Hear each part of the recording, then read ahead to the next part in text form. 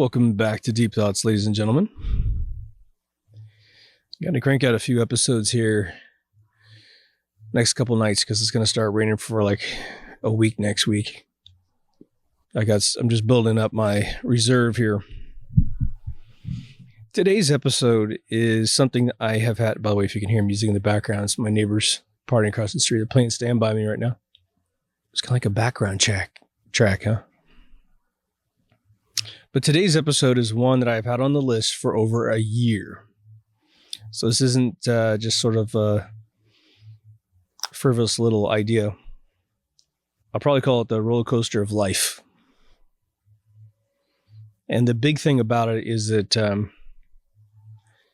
this episode is about the difference between what you were told your life is going to be like and what it actually ends up being. And it doesn't matter how prosperous you are in this world, because man dies. There's always an up and there's always a down. The difference in dealing with this reality is that if you realize this is the way it goes, and for you young folks, I don't even know if I have any young folks, you will learn what I'm about to say painfully and gradually over time. And just about the time that you can deal with it and expect its flow, life is over. And so, I mean, depending on what kind of person you are, if you're more perceptive, that statement's not exactly true. But what will end up happening is, regardless, if someone doesn't tell you what I'm going to just flat out tell you black and white, you could be wasting decades of happiness, or at least methodologies of dealing with things. The landscape of existence in any one particular country obviously changes from one century to the other, from one decade within a century to another decade. But what's actually interesting about the way it works today is that we have sort of their methods of controlling us pretty well understood. Now, that doesn't mean we know exactly when they're going to be doing what they do. It just means that it's kind of like you can expect the unexpected more commonly than if you didn't know. It's like when I was growing up, I had no clue. We had no awakening going on at all. So when they crashed the economy, I lost my first opportunity to make enough money to live independent for the rest of my life. And then it happened again, and it happened again. I probably dealt with at least 3 big ones prior to waking up at all, which would be the recession of the George Bush Sr. era. Then there was a little bit of a dip in the 90s transitioning technologies, which wasn't an economic one. And then there was of course, the September 11th, and then the soon to follow crash after that, which was designed to make sure we all, anyone that was of 18 or generally that range, really saw their future in war, because their communities didn't have other opportunities. So this episode is going to have a little bit of 2020 bias, meaning the way that the world works today. Now, I have been, in the last 2 years, I've been in a couple pretty deep think tanks with some pretty amazing people. One is a very famous think tank here in Los Angeles, and one is some folks that brought people together. And well, I guess there's actually a couple different things I've been in, but maybe like a third one. But they're warning to each other, and there are really smart people trying to fix this problem, is that we know that technology is now starting to become a way of life in a first world country in terms of skill sets that pay the bill sets, right? And so they know that lifelong education is going to be the trend of our lives. What they don't tell you in the middle of that, although it's discussed behind closed doors, is the economic impact to you personally, thus your family, thus your potential social mobility, and thus happiness, right? What that spells in terms of the roller coaster ride is you're going to have some ratcheting up moments when you're educating yourself, getting ready for an incredible ride. You'll have this incredible ride, and then you will tank to some degree. The delta from where you were to where you end up will be occasionally down. In some cases, it could be so down that you don't even know what to do. Now, we're going to talk about all the mechanisms that the human mind engages to survive these moments. So what I'm not telling you is some doom and gloom story. I'm telling you the exact opposite, which is we have to acknowledge the way the world's going to be for the next perceivable 50, 60, 70 years, maybe even 80. Hopefully by the 2080s, we got this thing figured out. But depending on how old you are, you're going to go through these phases. And I want you to protect yourself. I want you to be able to assess what stage you're in, because it's fully possible that you could never, ever have a dip, at least of an economic kind. But because life always throws crap at you, people get sick, and again, so it's like this multidimensional 4D chess, right? So you have your own personal health, you have the health of your loved ones, you have your economic health personally, the economic health of your spouse or partner. And so there's a lot of factors involved, right? Plus your friends and your family. I'll give you an example. You're gainfully employed and so is your spouse. So is all your friends. But your parents are old enough to get retirement, but they can't find a job anymore because the way that the trends work and perceive this invisible ceiling, which is called age discrimination.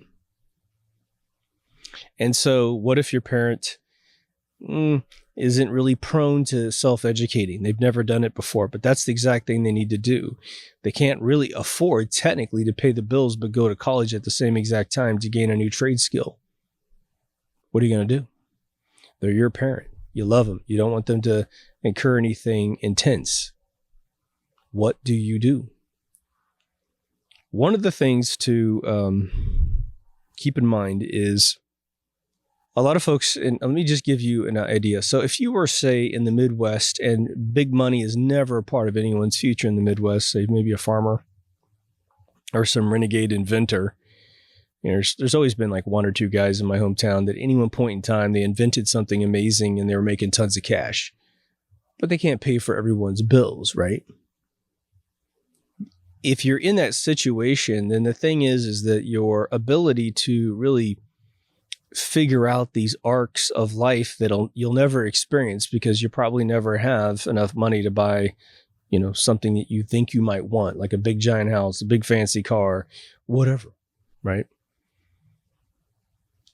Of the people I know in Los Angeles that have that kind of money, very, very, in fact, I may only know one person, and she married into the money and then divorced out of the money. She's the only person I know that really spends money like the stereotypical person does in like Hollywood movies. I don't know anyone else that does that. Most of my friends who are probably worth several millions of dollars, I don't ask, but you just generally know they're part of franchises that have generated a tremendous amount of money that they help invent. They live the most simplistic life you could possibly imagine. Do they spend some money every once in a while? Well, some of my friends live in homes they bought for nothing. I think one of my friends bought a house for I think it was like $100,000 in Santa Monica. And I think the house is probably easily worth $2 or $3 million before you could find a fan of that person that would buy the house for an extra $1 million because they're a huge fan, if they could afford it. He drove a 35-year-old car forever. I mean, it was 25 years old when I first met him, and now it's 35 years old. He just doesn't see the need to spend money. Now, here's where he spends his cash. He sent his kid to Harvard. He goes on a couple vacations a year, one locally in America and one abroad. He seems to go to Australia a lot, as a matter of fact. It's just kind of a tradition he has with his wife. And so they spend their money very strategically. But if you were to see them at any of these locations, you wouldn't assume they had any money. Just a little bit, right? What I want to get through by giving those examples is simply that if you were to look at some of the folks with a tremendous amount of money who aren't trying to keep a franchise alive by being on MTV Cribs, like where it's a job of theirs to prove how rich they are, right? That stuff happens too, right?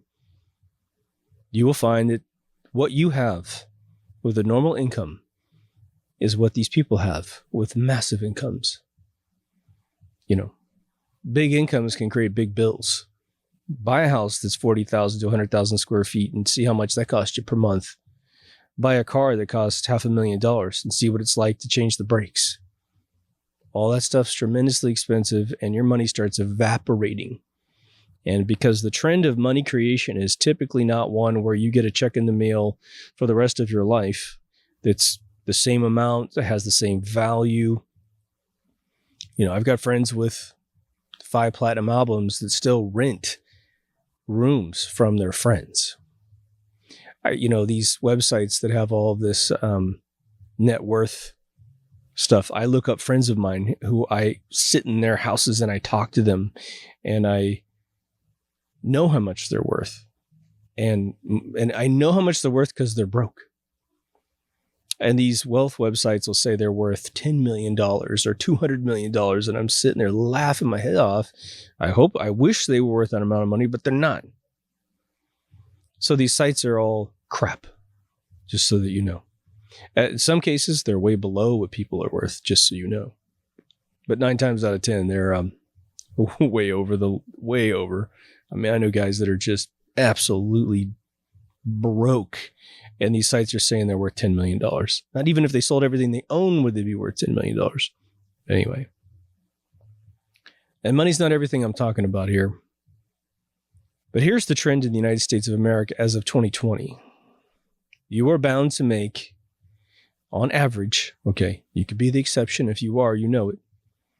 But you will make the most amount of money in your life between the age of 22 and maybe 32. After that, if you can continue making more money, you're in an exceptional bracket of human beings. Now, hopefully you find a company that gives you at least a 3 to 5% raise every year, and maybe you can do a 30-year run in a company. Maybe you start your own company, and because you sell something very primitive that everyone needs, you always have cash, right? People might make fun of, plumbers or something. Hey, everybody needs a drain blown out. They need pipes replaced. There could be some amazing things. So what I want you to understand is that I want you to basically find out in your own mind, but via your own definitions, when you're on top, when you are living a life better than you expected to live it, or it's at the peak, at a peak level. There's never a peak where it's the top you'll ever be at, but at a peak level where you recognize that you're really living in a privileged version of your life, right? One of the biggest mistakes I hear people make in their lives before they've hit any definable peak is to not recognize the beauty of their life before they hit this other peak, right? I know friends of mine that are happily married, that have 2 vehicles, 2 kids, the boy and the girl. They got both, right? So you get both experiences. Their kids are healthy. Their kids are educated. They have little suppers and they have little pizza nights and that kind of thing. And there'll be some stupid thing they saw on TV, they read in a magazine, they heard from a friend or whatever. Maybe it's someone else, kind of boasting on Facebook about how great their life is by constantly posting photographs or something of places they've been. And the wife gets complacent, or the man gets complacent, the husband, and they start to infect each other's ability to appreciate what they have.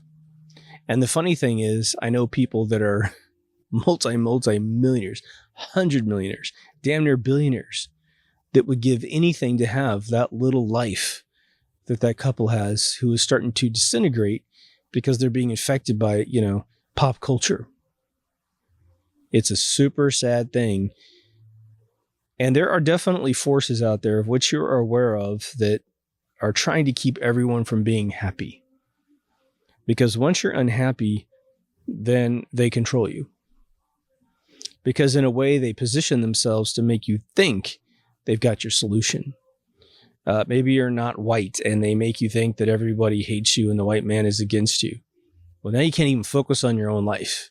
It's how do I kill those people that are, against me? How do I get rid of them? How do I beat them? How do I get all insecure about them? I have friends of mine who grew up in various areas with, I'm only saying this from their perception. They perceive themselves to have received marginal education. They talk in a method of speech that is not broadcast speak, right? It's not the way I talk to you. They embrace double negatives. They embraced slang into the everyday statement. No matter what they're talking about, they just keep it real. But when they get around folks that talk very normal, I would say, right, without any slang, without any double negatives, very grammatically correct, they will sometimes they'll be talking and they'll realize they spoke in their methodology, and then they'll look and then they'll correct what they're saying as if we actually were secretly rejecting them for the way that they just spoke. And nobody did. But I hate to see that natural thing that doesn't harm anybody go away. As long as they're talented and can pull off a particular trade, nobody cares, right? Now, we know the mathematics of it all. Yes, if you go on a job interview and you talk like that, then people may not hire you depending on what kind of person you're talking to. Again, I'm all results driven personally.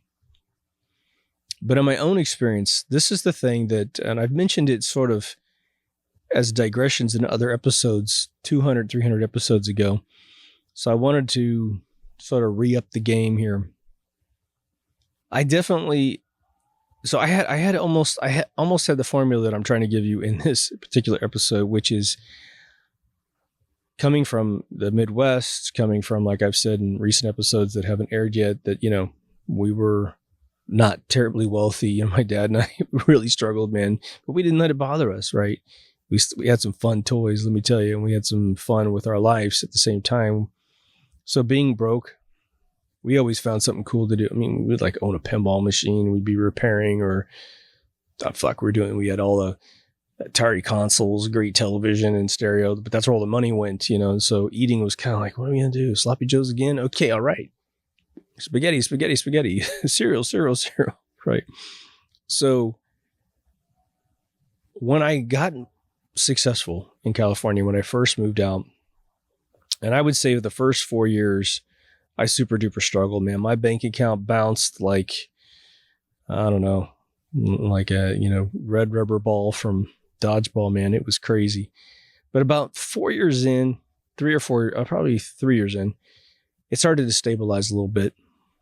And then mid-90s, being in the Bay Area, Silicon Valley, literally I lived right in Silicon Valley all through the 90s, just riding that wave of great employment, making gobs of cash. I totally appreciated what I had. Like I said, I slowly built up my music studio over time and then did that professionally for a little while, but I always had really kind of cool computers.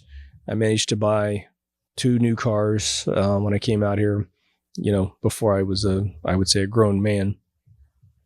Always was able to rent a fairly decent apartment and eventually got into a home about 95. But the thing that I never did, and I don't know to what degree I would have needed to do something along this nature, was to really put away a bunch of dough, put away a ton of cash to survive that down era, the roller coaster going down, right? So it's kind of a weird analogy too, because the down part on the roller coaster is the most fun. And I would say that that's sort of what the way life works, is that unless there's like an economic collapse where literally there's a day you're fully employed, everything's great, and then crash, right? Which we had essentially 2 of those in the last 20 years, where we had the 9/11 thing. It took about a year to kill the economy, but then we had the 2008 thing, which was day and night, man. I mean, like I said several times on the show, clients calling me up telling me they were losing their businesses, and they were worth, $75K a month to my company, and they were the small clients, right? Now, here's the other thing. So let's see how to best describe this. So I got a chance to ride for 10 years roughly, from 91 to 2001, pretty unscathed, man. I mean, I didn't have any financial problems, always not only employed, but I had a side company that sold a product that I wrote, and I was always just generating money from a million different ways. And once I learned the internet, I could make money on the side because nobody had any strategy for getting on the net. There was no WordPress. Everything was difficult. By the time that I was laid off at EA with another 3,500 people, I was in the last group of folks. And technically I was part of a different thing or whatever. But anyway, 3 years to the day that I started in the online division, to the day I was let go. Because one day more and they would have had to invest my stocks. And of course, it was all a big fucking scam from the very beginning. I had shares in EA and I had some pretty fat paychecks that I put aside because I was just literally making double paychecks for about 6 months and they were already big.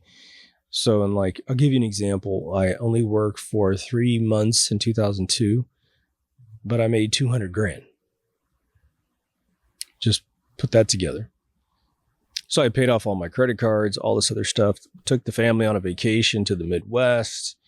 And I pretty much had about $65K in the bank just sitting there. But the problem was I thought, it's going to be easy to find another job. I'm at literally the top of the game, man. I just engineered a big giant platform, had lots of contacts. And as I started making phone calls I made a phone call to my recruiter, my headhunter, this one guy, Bob. He had placed me like every single time he ever tried to place me. He just sent me, I do the interview, boom. He negotiates a salary, pow, I'm in, right? I called him up and he's like, okay, well, it's a little tough right now. Couldn't place me. My salary was, deep in the, deep enough in the 100,000s that it was definitely kind of a formidable salary. So we even said, look, just take it back. I told him that he could bring me down like up to 30 in a total pinch. It didn't matter. I put myself out there privately for 40 less. This is canceling bonus checks and stuff like that. Nothing. I mean, the 2002 recession was just absolute for technical people. And I'm in Silicon Valley at the time. And so, as chance would have it, I moved down here and into that house with a little bit of savings to last about 5 months. Now, in the previous year, I was spending my money wisely, but I came down here and stayed at Sid's house and babysat his house a couple times while he and his partner went to Italy and traveled Europe. Started filming a documentary in Venice Beach. That's where I met all my comedian buddies. So I was getting things percolated. I wasn't worried about cash or anything like that because I had money in the bank. Well, wouldn't you know it, by May of 2002, 2003, all the money's gone. I'm like, fuck, what am I going to do? Now, I started writing checks out of credit cards when I still had them. And then it just hit a point where I got a couple clients that were starting to pay just a few bills, but they were like 2-month clients. Just getting my grip in this area. Didn't know anybody down here, couldn't network much, It was rough. I knew Sid, but, Sid doesn't pay my full salary or anything like that, right? So, that's an economic downfall that we all run into. No matter how much money you make, if you let the bankers take over through these like Joe Biden kind of guys who rewrote the bankruptcy laws so you could never bankrupt and get away. He wrote a bunch of stuff to make the 2008 crash possible, which is getting rid of the M3 aggregate report. Just a bunch of nefarious folks. If they're ever allowed to be in power over your country, and Europe, unfortunately, you're still under their rule. Britain just got out, thank God. Then you're still susceptible. They can create a gap so big, no matter how much money you have put away. Well, I mean, within reason. It's one of two things that are just pure evil and bad. And one of them is, let's say that you saved $100,000. It should be, well, the worst thing that could happen is that you've got them in really solid investments, and now the stock market's crashing, and now all of your 100 grand goes down to like 30 grand. You put it in gold, because they manipulate gold so much, it's just worth exactly what you put in or a little bit less. I put $10,000 in gold many years ago, wrote it out for 10 years. By the time I cashed it in, it was worth exactly the same amount as I put in. So it was nice I didn't lose any money, but it was, I expected to make like a 5 to 10%. Nope. Didn't make any money at all. But that money should stay as your savings. And they know that that's what you're trying to do. So they periodically crash the economy in every single sector. It's like a circle. If you had a circle, a pie chart of every single sector of employment in your area of the world, they rotate the cash and they rotate the recession into those areas. So no matter where you are in the world, they drain your bank account. Now, if you're able to put away $100 million, you can survive those problems if you don't buy the 100,000 square foot house, the $10 million cars, and you don't marry someone who's got to be entertained by money. You don't get all your kids enrolled in Harvard and then they drop the economy on you and you can't make the payments to keep them into school. They find ways of doing horrible things. They'll also lure you into bad investments as just a vulturous kind of thing that they do to drain your cash. But I'm talking about us normal citizens. Regardless of how much money you save, they can drain it, and they can create such a span in the recovery process that it's an issue. So what did they used to tell us when we were kids? Find one thing, do it better than anyone else, and you'll never work in your life, and you'll work for the rest of your life. But you'll be employed for the rest of your life, right? You'll make money. There are still a few professions like that, but since so much of our manufacturing is being sent to overseas, if you're doing something great, someone will copy you and send it overseas, and then all of a sudden you have nothing to provide. So if you're going to do something like that, if you think you're in that sector of work, then you're going to have to be extremely unique in that process. Let's say you wrote movies and you're really good at writing movies, or you write music and you're really good at writing music.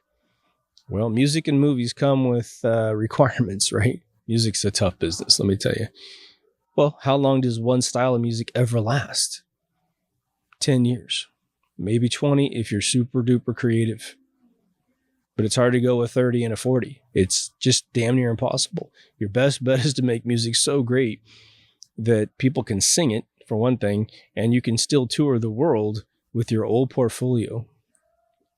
With the movie business, you better really keep plugged into the trends. And I'm already talking about careers that almost no one has, right?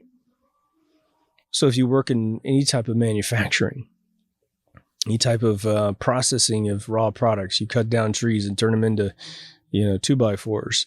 Well, that can be outsourced to another country because it's cheaper over there. Well, now imagine that the fall and the dip that's coming is your industry. Basically, everything that you've invested your entire life, maybe it's even your childhood fantasy to have the career that you have, gets basically outsourced. It used to be the idea that if you were a developer, a software programmer, that you'd just be employed forever. China, India, and Russia, and South America, as a matter of fact, now program like amazing. So what are you going to do? What's the customer going to do? It has to be a customer that says, we're a company in Germany. We only want to work with German programmers because of nothing other than we want them to be able to come into the office constantly and present their latest version. We want them to be able to speak German. And we just can't deal with a lawsuit in a different country. That's one of the reasons why they continue to employ folks within your state, within your country. I will tell you that the think tanks I've been involved in, they absolutely know that we're hitting a technological revolution to a point where the average academic level of a citizen is below significantly what it's going to take to learn the technology that's coming that needs to be created. And so if another country, I mean, I'll just give you an example that's a little ludicrous, but it's a possibility in this day and age. What if North Korea, of all countries, were to recognize, say, quantum computing, and they just put whatever little amount of money they have into an academic program to teach quantum computing, and they just become the best in the fucking world at quantum computing? Okay, well then you take your average snot-nosed, American kid who's, complacent about everything and It's usually coastal kids. And they just can't bother themselves with learning science. Science is, stupid and blah, blah, blah, blah. Okay, they'll never work in the industry ever. A few nerds to get into Caltech and MIT and a few other places, yeah, they'll be able to continue being the engineers at those particular universities. But now we're not talking about an industry. We're talking about a handful of people. So the other element that I'm getting to is that you have to recognize the long-term path of the career that you have. The more generic your career is, the more you'll be employed. I'll give you an example. Let's say you're a great project manager. You're really good with logistics. You have a brain that can see a Swiss watch all at once in your head. And you understand if there's a little bit of wiggle in the watch and it's not keeping time right, you just have an instinct for finding out what's wrong. Okay. That career can go all over the place. A good producer can produce anything from an architectural project to a fashion thing. You don't know how to be an architect and you don't know how to be a fashion designer. You don't know how to actually write a movie or be a director or a cinematographer. But boy, can you make phone calls and get people together. You find out the pieces and parts. The first time's a little bit of a rough ride. Second and third starts getting really well oiled. By the fourth and fifth, you're just cranking these things out so much you could barely believe how productive you are. Those are good careers. It used to be the perception that like accounting was something that was just a staple diet.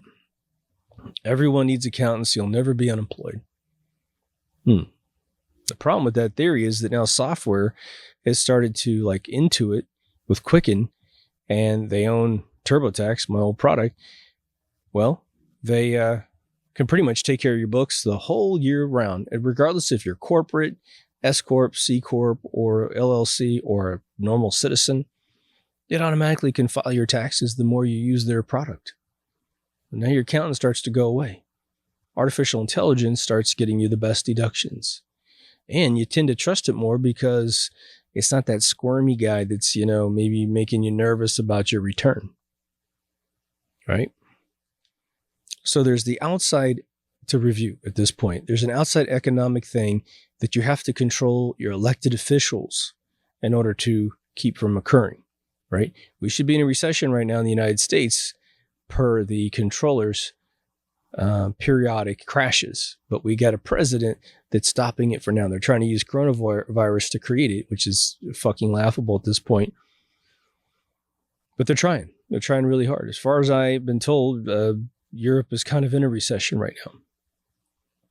My friends in Europe aren't saying it, but my friends locally who do business with those individuals are saying that that's definitely the case.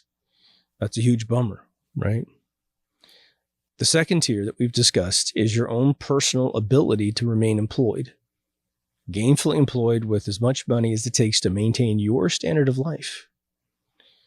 You can reduce the pressure on that second one and the effect of the first one by simplifying your life, getting it down to the meat and potatoes of what makes you happy as a person. We tend not to need as much as we think we need. And once you just embrace that and realize that you were either a sucker, because I've definitely been one, by wanting a bunch of crap that other people told you that you needed to prove to someone that you're special. Right. I always say to kids who get into alcohol, right?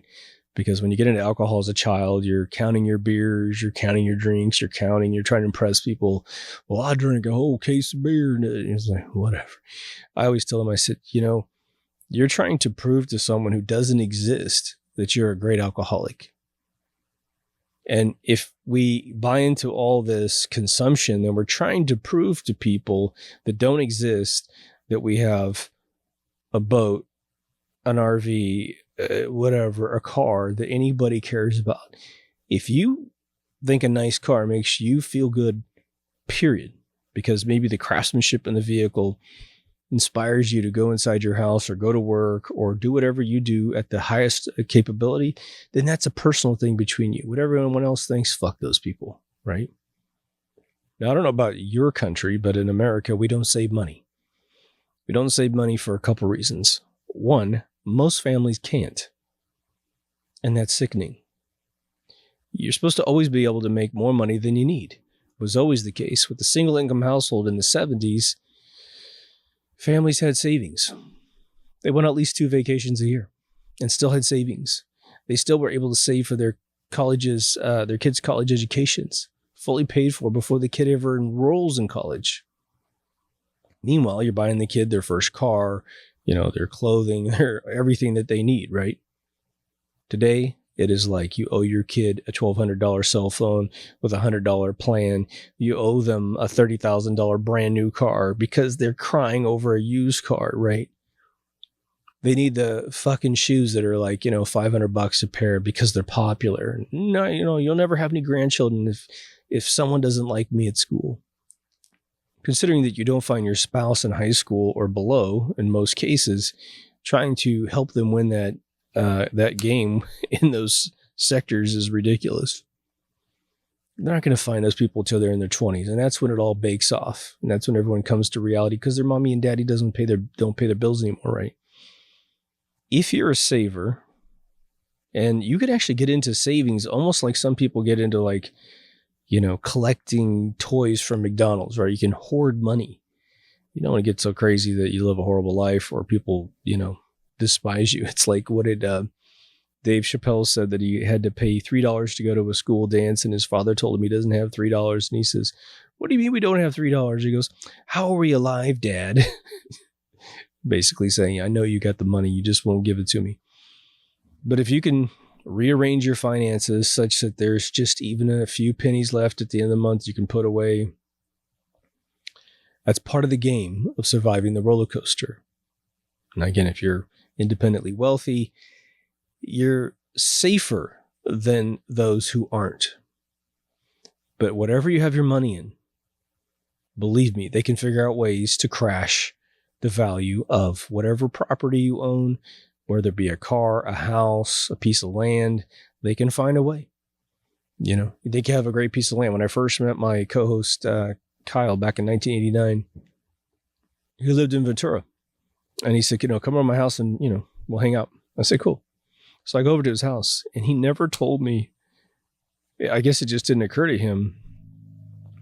He was living in a neighborhood in Ventura where they had discovered that prior to building the entire housing tract, they had dumped a bunch of toxic stuff in the ground, and it all started bubbling up. And so as I'm driving to this beautiful community of homes, I'm seeing spray painted skull and bones on the walls, curse words like "we're fucked" and all this other stuff. Like people just painting on their homes because they're like, it's not worth anything anymore. At that time they were probably paying, I don't know, $300,000 or $400,000 for these homes, and they weren't worth anything because it was on a toxic spill. And so they're all in lawsuits trying to get their homes paid for. Well, does a lawsuit ever give you what a house is worth? Not usually, right? There's a lot of folks out there that are called preppers, right?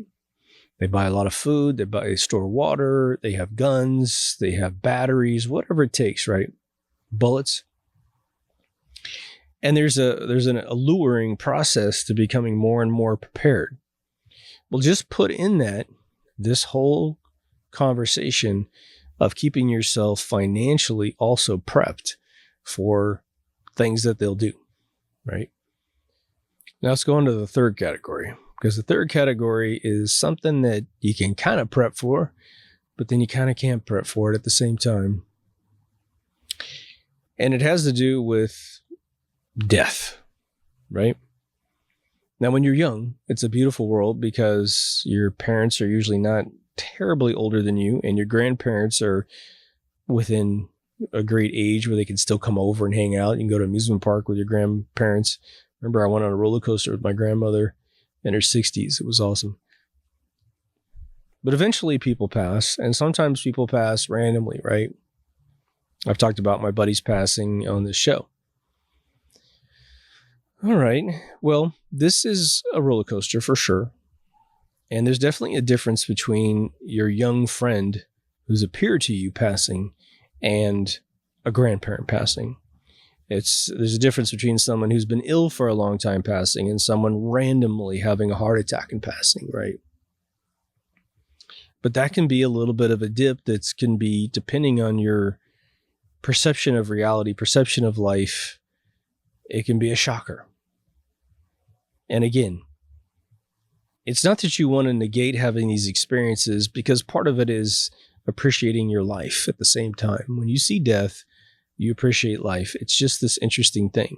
When you're broke, you appreciate your money. When you're in love, you appreciate the fact that you used to, not be with anybody, right? I guess I could have reversed that, but there you go. Now, I'm telling you things that you know, of course, right? So some of this is like just a big reminder. The younger you are, this might be more profound. But think about the journey that I've had is very interesting. I would have I did go to college for probably 2.5, 3 years total. All the junior colleges I went to, never went to a 4-year, never even tried to go to a 4-year. But you put it all together and it's about maybe 3 years. So that would have been late 80s, early 90s. Okay. I did most of my college in the early 90s because I worked for the first couple of years when I was out here. But the idea was you could go get a degree and it was immediately employable. And this is sort of getting at the maze of trying to figure this whole thing out. So let's say you totally get me, right? You get everything I'm saying. Nothing's new. But you still know that if you turn this episode off in 2 seconds, what I'm talking about is going to still be a part of your journey. I got to figure out a way to protect myself, insulate myself, reinforce myself such that I don't end up slipping, for my quality of life, even as simplified as it might be. You have no money, you have no money. You ever see a homeless person? There's 2 types of homeless people. There's ones that you don't know if they've ever worked, and there's ones that look like they got on the street yesterday. And it's a bummer. The more empathy you have for people, you're like, God damn it, there's nothing I could do. Your life's on a shoestring. Mathematically, it's like saving every, abandoned animal in the world. You can't do it. You just can't do it. It's a mathematical impossibility. Same thing with, the human equation. Now, technically speaking, we pay so much taxes in a modern world. Pick any first world country. There's plenty of money to help people that are homeless, but then you have to filter them. Who wants to work here ever? Who's never going to work again? Okay, if you're never going to work again, you better be elderly. Because what do we do with someone that literally says, I am a citizen of your country, which means you can't just deport me somewhere, but I refuse to work? What do you do? Oh, well, we have laws that say, let's just say we have laws that say you can't just loiter around the world. Okay? So you can't be outside just roaming around being a menace to everybody. Well, but you refuse to work. Do we put you in jail? I mean, it's a hard issue. And what if you're mentally ill because you're so hooked on drugs, or you use your panhandling to use drugs, which is not, it used to be the majority of people were like that, and I don't think that's the way it is nowadays. But there's issues, right, to solve. It's really, really tough. I continue to watch these documentaries, and I'll just give an example that's very interesting with the way we run our country as it relates to this roller coaster, right? Because what I'm telling you is the first 2 parts are purely financial. One is related to the financial system, that if we don't elect the right politicians, then we get a bouncy economy, right? Because they're loyal to the European banking cartel. The second part is to reinforce your talents such that under any circumstance you can survive and make money, even if you got to do something you don't want to do, right? When I was in my dip in 2003, like I've said in one of my episodes before, I did end up programming video games at one point and making some websites and even writing music and stuff. But I would I went to my buddy's pizza place, and I just loved being a busboy, being a chef, being a clerk, going out and talking to the folks, because I'd never done that my entire life. And I had all this rapport from being a professional corporate guy. It was so much fun. Sometimes the restaurant would get overwhelmed and someone was sitting out there 10 minutes without getting their order taken. It was like the worst version of Diner Dash. And I'd get that taken care of. I'd bring them free stuff. I sit and talk with them and apologize. And boy, they were just the most loyal customers after that. They were like, thanks for explaining it. Thanks for entertaining us. And we get it. We understand. You're not being negligent. You're just swamped because you make great food, right? But until I said that, they could perceive it any way they randomly thought it was going to happen, right? But I'm watching this documentary on North Korea, and it's one put out by RT. You can find it. It's actually prior to Trump being in office. It's about 51 minutes long, something like that. But it's called The Happiest People on Earth. And having seen more modern versions of North Korean documentaries where there is, this North and South, handshaking, the President Trump handshaking, everything's calming down and getting a little bit better. This RT one was special because all the things you're not allowed to film, which is military people in uniform, this didn't have any problems. I don't know who created it.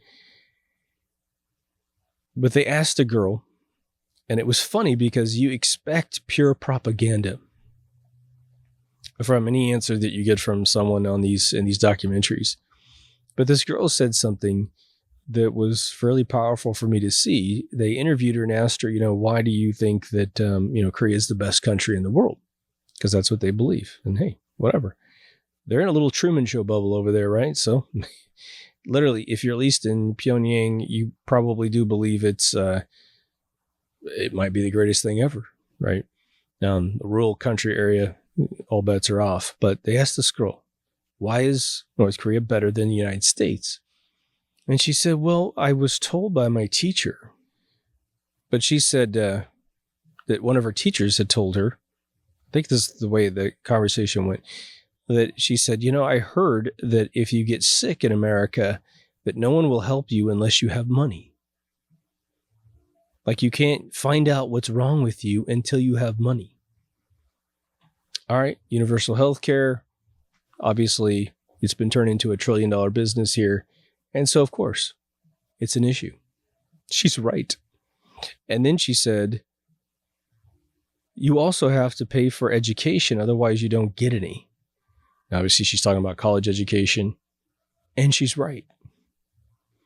It seems to me like your health and your education, which is something that we can get to once we get the next 4 years here, should be heavily subsidized in a modern first world country, when a third world country like North Korea can provide those things, provide it, badly with, I know we all know about the hospitals that are empty, that are really modern, that have power cuts and all that kind of stuff. Just brace yourself for a couple of years from now. You won't be able to see any of that stuff because their power problem is still there, but it's getting a lot better. It's interesting. And who knows how they're doing it, right? I don't mean to defend things that, have bad elements in them. But the other interesting thing about North Korea, just as a side note, a lot of folks will criticize them. Now, the concentration camp thing, we don't really know exactly what's going on in that situation. I talk to my friends who are fully Americanized folks from the region, and they're not even from North Korea, but they're kind of like, yeah, be careful how much you believe of defectors, because they're potentially coached themselves, But I've seen a lot of defector videos that have to double blind them and all that kind of stuff. So I do think some things are happening over there. But for being a third world country, they have managed to keep out so much of the bad shit that we have in our country, right? That just rots the brains of folks. Why do you think we have so much pedophilia in the first world? Because we have so much fucking porn on every goddamn thing on planet Earth, right? It's like they build up the sexual appetite of a man and even women, that no one can be satiated. And so once they, I can't get some of my own age. I can get it next to kids. I'll go work at a daycare or the Boy Scouts or whatever, or a fucking church, and I'll, get all over kids. Imagine, as messed up as anyone could say North Korea is, and we don't know all their demons either, but I'm pretty sure that one of the problems that they don't have, because they don't allow the internet to come over freely, is that they don't have this perversion. Now imagine they open up a bunch of tourist sites and all of a sudden all that perversion comes in. Some tourist rapes one of the women. He's fucking drunk and belligerent, has a huge fight. Could screw up everything. Anyway, it's another thing you could simplify in your life if you get addicted to that crap. Now, let me tell you one of the reasons why I want you to gain control in these areas, because it's important. It goes back to that statement I'd said in a video that I don't know that I've aired just yet, but it's the old statement that it takes a person a while to find themselves sometimes, right? If you find yourself in one of these dips, you will want to have the financial mobility to endure the dip and to figure out what the hell you're going to do next. And the more time that you have to figure out what you want to do next, the more likely you are to do the thing that you wish you'd always done. Something really deep to your heart. Maybe you take up painting. Maybe whatever it is. You fix cars. Maybe you're just, it's pointless for me to give you examples because there's a billion examples of what you could do with your life. And if I say that to you and you have something in you, you just saw it. If you're not doing it right now, you just saw it in your head. And that's important. And here's the beautiful thing about it. What you end up choosing could be something that entertains me or serves me in a wonderful way such that I will part with my money to experience it, to get your services, to get your genius, and you make money from me because I find it indispensable in my life. And if I find it indispensable in my life, chances are so will 2,000 other people, in your local area, right? And so you will have a business on your hand. The other one is to do what I've suggested several times. Let's say you're on top. Everything's good. Maybe even have a little money in the bank. You could endure 2, 3, 4 years worth of really bad stuff. You get some assets. You're like, well, okay, I got that Ferrari. I probably shouldn't have bought, but it's paid off. And if I run into a problem, I can sell it for 80 to 200 grand. And then if I had to, and I'd be able to, finance yourself. Now, here's the thing. If you think you're on top, in addition to being sort of a financial prepper by simplifying your life to the point you can put a little bit of money away, now's the time to make sure you're doing what you really want and to probably find the second thing you would like to do the most, whether it be more than what you want to do now or a little bit less than what you do now, and get good at it. Get really good at it. I'm at a point in my life where I write films in spurts, right? And I incubate for quite a while, and I just push through 4 scripts really, really fast. And it was 3 touch-ups and 3 touch-ups and a brand new one, and I'm working on more.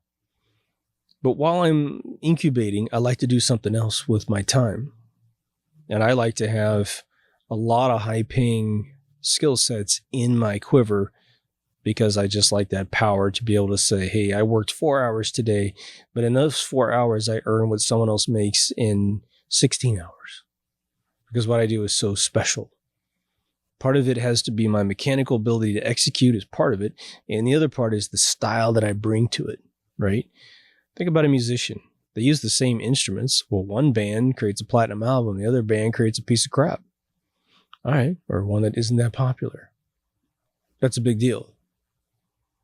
So one of the things I'm personally getting into, and I mentioned it in the episode I made last night, is this Blender 3D product that I used to do the intro. And, I've been in 3D for 30 years, all kinds of different products. Some products just got ridiculously complicated. just bad engineers that don't know how to think straight. And Blender 3D, which is a free product, which sounds like it might be crap because it's 3D. The CTO of Pixar said, Blender now does everything our software does internally. So I'm not sure we're going to continue developing our software. Okay. Well, I've decided to use all my spare time to get completely fluent in this product in every corner of what it can do. And that's a lot of stuff, right? This project I did for the backyard and the UFO, it was, I started off the year last year, I guess the top end of 2019, not knowing how to do that with that particular piece of software. My only alternative was to buy about $10,000 worth of software and then watch 1 million hours worth of tutorials. All right, well, I didn't have to spend a dime.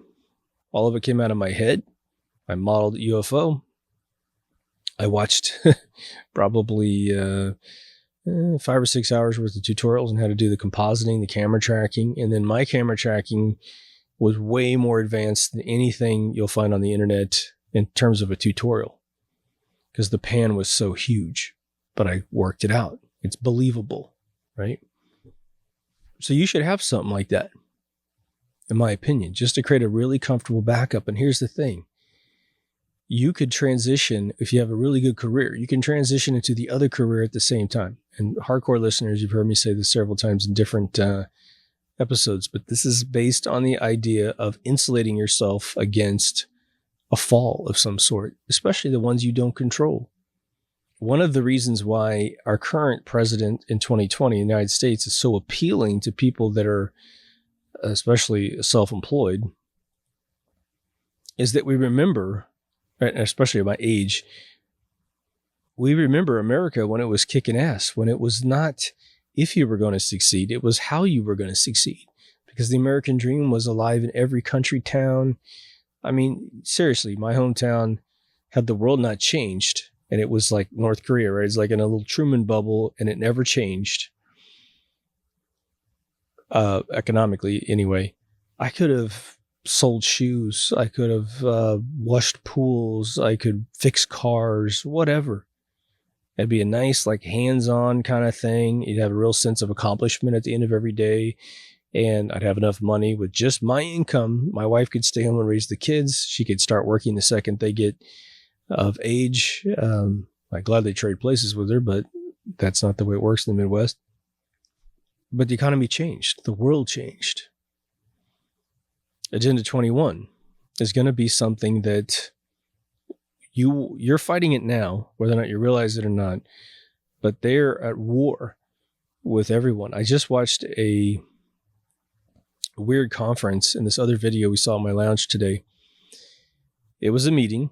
This international group of fucking, shills and espionage folks, like government espionage, treasonistic human beings that aren't American. And they were one guy was American in this meeting, but they were meeting to talk about how they're infiltrating the United States of America, how they're duping mayors and lower level government employees to become Agenda 21 loyalists, writing policies to destroy America and Europe. I mean, it's like they're trying to set your place on fire, man. So the big closing chapter for this episode is the following. We have to get rid of them. All right? Banking cannot remain the way banking is right now. Compound interest has to be the most outlawed procedure in the world. Fees for loaning money? Okay, let's agree on a fee. Sure as hell can't be 100%, right? You cannot make $1 for $1, right? Where you have to pay back 2 if you borrow 1. It's too high. So we have to figure out what we're willing to accept as a decent rate. But you can't have oligarchies, monarchs, big banking cartels, big banks that just rip you off. The world has to change. But now they're anticipating that we want these changes, and so they're going to sell us through shills false ways of doing it, right? They were interviewing some IMF executive. It's been passed around quite a bit. It's this woman. They were talking about how they're going to fix the economy. And she was talking about a unified digital currency that might be gold backed. Well, that's still one world currency. One world currency means a really easy way to control everybody. Those dips and bumps and prosperity moments can be utterly controlled and thus, because they never want you to ever succeed, erased. Let me ask you, if you had a little, think tank comprised of proxies from all the big banking families, proxies from all the monarchs, and you asked them with a truth serum in the room, some gas in the room that makes everybody talk completely raw, and you asked them, are you for any one individual citizen of this world achieving wealth? I guarantee you, without any speculation, every single one of them would say, no. And then you ask the next question, well, why wouldn't you want them to have wealth? What's your goal in doing that? Well, because it's ours and we control everything. And if someone gets rich, they could get up to our level and then we have to listen to them. Another opinion in the room, another night on the round table. We don't want any more. It's all about control, baby. If you don't get rid of them, then you'll never see any in your life, right? They're trying to master algorithms to prevent us from ever achieving any level of success. Why do they crash economies every 10 years? It's really 6 to 8. Remember 2002, 2008, it's only 6 years. The biggest non-recession time we ever saw was in the 90s because of the internet explosion. They were taking advantage of all this money. But the 92 recession lasted till probably, I guess it was 1990, tail end of 1990 up to probably about 93. We had the big recession that just cleaned tech companies out here in America. It was horrific. It used to be that we would vote for people and it didn't matter because they had everything stacked, right? It was picking from one of their two shilly candidates in any one position, right? Remember John Kerry running against George Bush Jr.? They're both Skull and Bones members. I mean, give me a break, right? Didn't matter. They were going to get their way either way. Now we know what Al Gore is all made out of. He was running against George Bush Jr. the first time. Mr. Global Warming. Total shilly dude. Okay. Now a vote means more than you could possibly imagine. Brexit was able to get passed. That's huge. Huge. They divorced themselves from the EU. Now every single country needs to get out of the EU. And what needs to occur, I'm just going to say it, is Germany has to get out of the EU next. If they could get out of the EU, it collapses overnight. Because Germany's paying everyone else's bills. But Germany, France, Spain, and Italy are all broke because of the EU. And they're just going to get more broke the more that organization exists.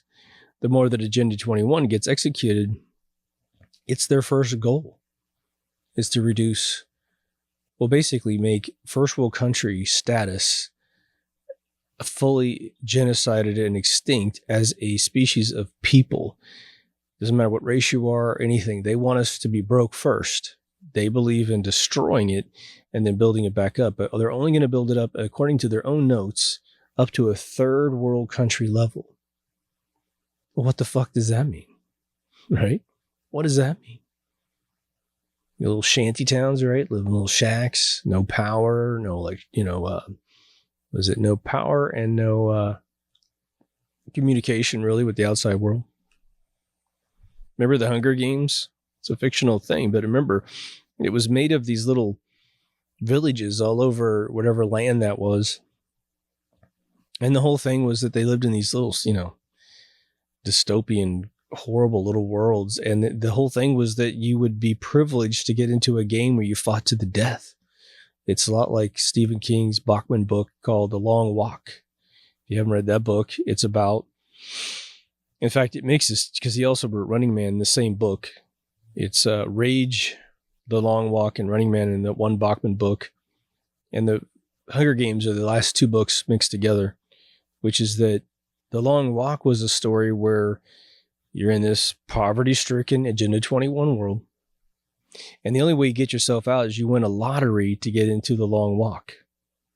And then you walk until the last person stands. They made it sound like if you stopped walking, you died, which is sort of the Hunger Games algorithm, right? But he tells a story, where people walked until their shoes disintegrated and their feet disintegrated. It was just brilliantly written. Okay, well, that's a future there, right? The other big one is that I'm not sure how much the consciousness of a parent to a child is connected anymore.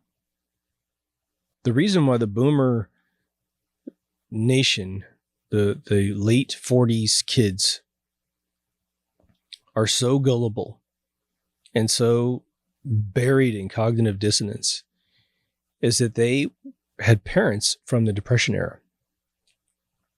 When you grew up through the Depression, you went without. But because the parents of that era maintain this idea that they're to give their children what they didn't have, they did too much and they spoiled. And they removed the hardship of life from their kids, so much so that when the government needed to sell propaganda through Project Mockingbird, it was 100% successful. All right, my mother still believes that Lee Harvey Oswald killed Kennedy. She cannot look at evidence to the contrary. There's the Italian forensics team that studied Barack Obama's birth certificate. I couldn't possibly show that to my mom, even though it's 100% proof that there's only 1 in 10,000 chance that that thing is actually real, which is their comfortable way of saying it's a complete forgery. Can't accept any part of that truth because that destroys the emperor still having clothes on. But now what happened to my generation, the next generation, Gen X? I'm in the first year of Gen X. Okay. Like I've said in a few episodes, I lived with parents that got divorced as soon as possible. Getting tossed between two parents, getting moved all over the place, being the new kid in all the schools, never being able to trust my environment. So I kind of had I didn't get abandonment issues from the divorce. I got abandonment issues probably because I was moved around so much that I was always the new kid. When I came to California, I controlled my life and that's where it all stabilized out, right? But we were so beat up, Gen X and up, right? Gen X, millennials, and now the Zoomers, that our eyes are wide open. You want to talk about conspiracy and getting fucked? Well, hey, my parents were the first ones to fuck me over, right? I love them to death, but that's really the truth. So my eyes were wide open. And they were so inbred to be selfish that they did nothing with me in mind at all, right? So I had to take care of myself. Made me very self-reliant. I don't know if I would take back a second of my childhood, to be honest. I think it made me exactly who I am, which I'd really dig. But now, when do we turn that old Depression era mindset back on again? Because in addition to protecting yourself, it should be to protect your kids. And depending on your kids, you may be inspired to help them and you may not be inspired to help them because they may have been sucked into the pop culture and you lost control. And, at any one point in time, you feel like you got control and you feel like you don't have control. And then hopefully in the end, you make friends, right? It blows me away that we have actually, it's not actually the case, but we had enough votes to make a communist socialist a candidate for president who worships dictators. Unbelievable.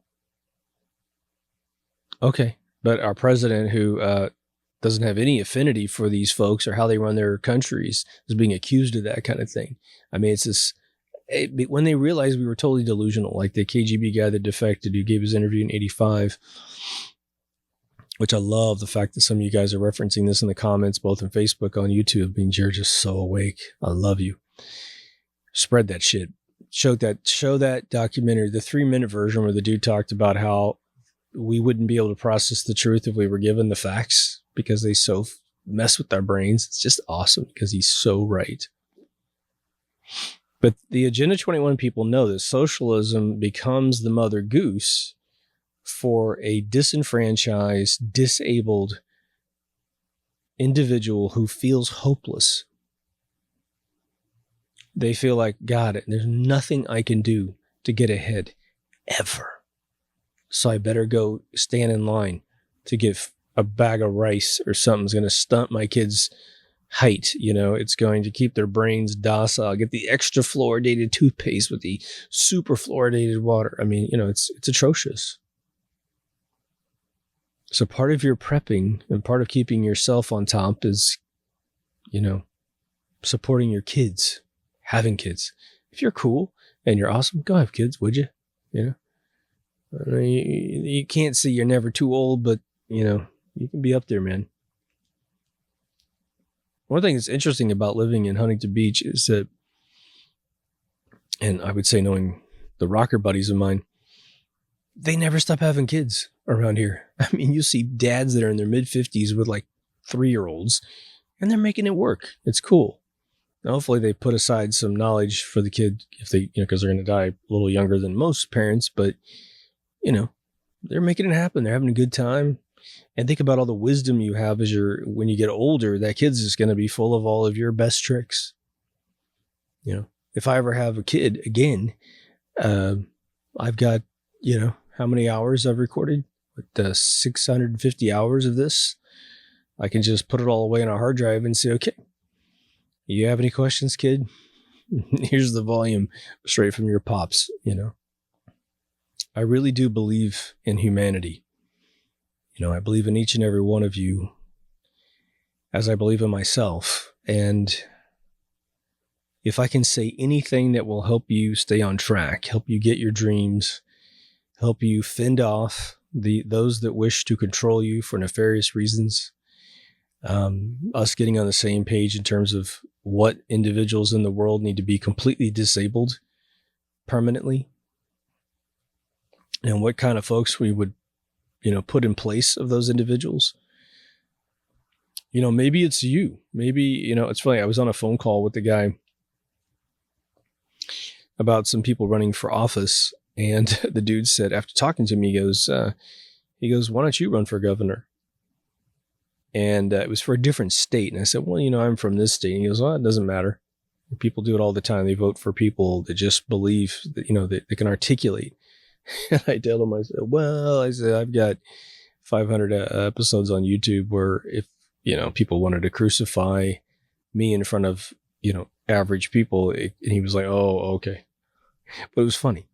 In a different world, and it could happen that in 2 or 3 years, the climate changes if we get rid of all these shilly organizations and all these crappy bankers, and the world comes back to reality. A guy like me could run for office. I could run for president, because they'll be like, that dude was awake 20 years ago, and now we're going to put him in office. But maybe it's you, who knows? But if nothing else, you being a happy person will create happy kids, will create a happier world, because it's all a big bunch of consciousness, right? I think they understand that when they create events like 9/11, they're changing the entire world's destiny through manifest destiny. Make the entire world feel afraid, and you'll fuck up the whole thing to their advantage. Right? That's why you can't get all, terrified of coronavirus and all that kind of crap. In my opinion, at this point, it's not like they can't kill us with something else and blame it on that flu. But come on, so far it's the safest flu out there. It always is, right? And they're canceling fucking Olympics and F1 races and just concerts and Comic-Con. It's just like crazy. Comic-Con's going to happen in the summertime. Right, I think. Oh, sorry, there's Comic-Cons in different places. Sorry. The one in San Diego is going to be like 3 or 4 months from now. Can't remember. If that got canceled, it'd be a joke. If it hadn't pandemicked and killed millions of people, it's ridiculous. Like, everyone poop already. Like, get it out of your system, right? This is where mind controlling yourself is the name of the game. Sit down and design your life. Sit down and kind of go, well, okay, all right, I'm doing this for a living now. Yeah, I kind of like it. Hey, here, let me just give you like the cheat sheet on this whole episode. If you look at your career and you're like, hey, I heard what the guy said. I think I'm pretty safe. I really like what I do. If I did this for the next perceivable 20, 30 years, I'd be happy as a clam. Well, good. Then just keep reinforcing that job, whatever it is. Don't be caught with your pants down, right? I mean, I'll give you like a stupid example. Let's say you're assembly line manager. You've already worked in the assembly line. You figured out how to build these cars or these forklifts or whatever it is, and now you're the manager on top. Well, that's where one can get lazy, right? You know that your salary is going to continually go up because that's just the way it is. 3% every year, even if you're just average in an average company, but sometimes you can get even more. Maybe you're working a union where they drive your salaries up every single year, which sounds good at first until you get clipped. And then it's like, you get some little pension that doesn't pay the bills, right? Whatever would reinforce that job. Maybe you need to go read about robotics because your assembly line has a few robots, maybe it has none, and you know this is coming, and you don't want to get caught with some 24-year-old kid with pimples still on his face who costs half as much, who's a robot expert because he got some degree you've never even seen before. What you want is your big head CEO to come down and go, it's time we modernize. What are your ideas? And then you're just all boom, boom, boom. Well, there's 10 companies that make robots that do what we do. They generally cost this much. I've been monitoring it for 3 or 4 years already. Programming works like this. Maintenance works like that. The deals work like this. And these areas of the manufacturing process, so the assembly line process, can be roboticized. And then these usually are still done by hand. Okay, great. Oh, looks like you're the right guy for the job or right girl for the job. Pow, you don't get fired.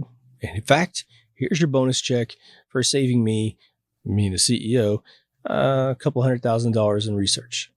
Great. Now, what do you suggest we do first? Then automatically where robots are most efficient and where your assembly line is most weak. Like, well, you know what? We have a big fault rate right there on the manufacturing line. And these robots seem to do that particular part really, really amazing. Now, we still need human beings to, put the parts in place. So we still keep the same staff, but they just put this in place so that the robot can grab it and put it on. Still got to sit and watch it because it might screw up here and there. Blah, blah, blah. You get me, right? Now I can check this off my list.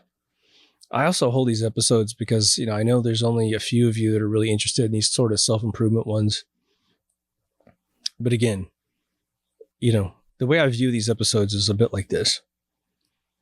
I believe that almost every human being on some periodic heartbeat needs to have someone that they trust, someone that they respect, someone that they believe is out for them, tell you the same old thing.